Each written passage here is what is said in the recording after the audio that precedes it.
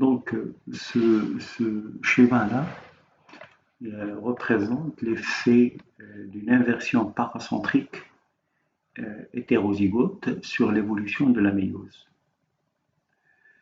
Donc, comme vous le voyez ici, il y a une paire de chromosomes, un chromosome avec son homologue, un chromosome normal, avec ses gènes A, B, C, D, E, et sur le chromosome homologue, donc vous avez une inversion BCD qui devient DCB. Donc, c'est une inversion paracentrique parce qu'elle n'implique pas le centromère. Elle se fait sur le bras long de la chromatide. Et c'est une inversion hétérozygote parce qu'elle n'implique qu'un seul chromosome et non pas les deux chromosomes homologues. Donc on parle d'une inversion hétérozygote. Bien. Donc lors de la méiose, et comme vous le savez, bien sûr, dans la méiose, vous avez deux étapes. Une étape une réduction chromatique et une mitose normale, suivie d'une mitose normale. Donc, qu'est-ce qui se produit? Il se produit au stade synopsis. Donc, il y a formation de boucle et un chiasma. Donc, vous voyez, il y a formation d'une boucle et un chiasma ici. Donc, c'est une recombinaison, bien sûr, génétique. Donc, ceci va conduire à l'obtention, bien sûr, lors de la première division, parce que vous savez que lors de la première division, vous avez séparation des chromosomes homologues. Donc, ça correspond à la première division ici, séparation des chromosomes homologues. Donc, dans la première, le premier chromosome, donc vous avez bien sûr cette chromatide-là, en bleu, grand A, grand B, grand C, grand D, grand E, donc vous la trouvez ici.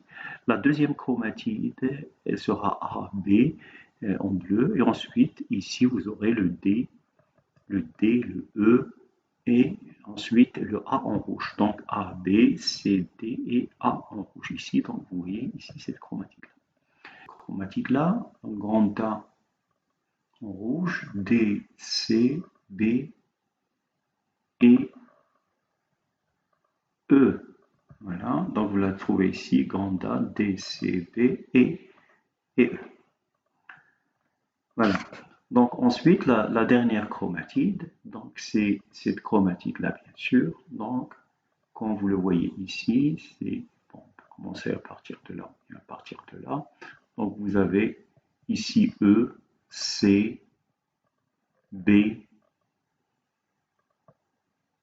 E, D, C, B et ensuite E. Donc vous avez E, D, C, B et ensuite E. Donc c'est un fragment, c'est une chromatide ici qui est acentrique. D'accord? Donc c'est-à-dire, suite à la première division, qu'est-ce qu'on obtient? On obtient une chromatide qui est dicentrique, donc comme vous le voyez ici, elle présente deux centromères, c'est une chromatide dicentrique, elle semble soumise à des tensions, donc vous voyez que vous avez des tensions ici, ce qui va créer ce qu'on appelle un pan chromatidien. Et à un certain moment, il y aura bien sûr une cassure de ce pan chromatidien pour que les deux parties, les deux fragments ici, regagnent les pôles des deux cellules filles. D'accord? Donc, vous obtenez bien sûr, une ségrégation de ce genre-là, bien sûr. Donc, vous avez ici un fragment avec ces deux chromatides, bien sûr, et ici, bien sûr, l'autre chromatide. Le fragment acentrique, il va rester, si vous voulez, sur l'équateur de la cellule, c'est au niveau de la plaque équatoriale.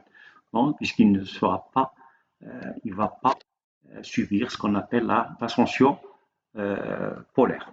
Voilà. Donc, c'est pour cela qu'on dit ici la chromatide acentrique, elle reste non loin de l'équateur. Voilà. Donc, lors de la deuxième division, on va obtenir deux chromatides non crossovers, bien sûr, et des chromatides qui sont crossovers. Donc là, sur le schéma, vous voyez ici, lors de la deuxième division, donc il y a la ségrégation, la séparation des chromatides du même chromosome. Vous voyez ici, il y a ségrégation. Donc, Et là, j'obtiens deux chromatides. Voilà la première et voilà la deuxième qui sont non crossovers, c'est-à-dire qui ne sont pas impliqués dans les recombinaisons. Donc, bien sûr, cette chromatide, elle présente l'ordre normal. Donc, c'est une chromatide normale, A, B, C, D, E. Et celle-là, elle présente bien sûr l'inversion, elle est A, D, C, B, E. Donc, j'obtiens en plus de ces deux chromatides non crossovers, deux autres chromatides, donc qu'on appelle crossovers. Crossovers, puisqu'ils étaient impliqués dans la recombinaison. Donc, quand vous le remarquez dans les chromatides non crossovers, vous avez tous les gènes qui sont représentés, donc ils seront intégrés dans des gamètes, bien sûr, qui seront normaux.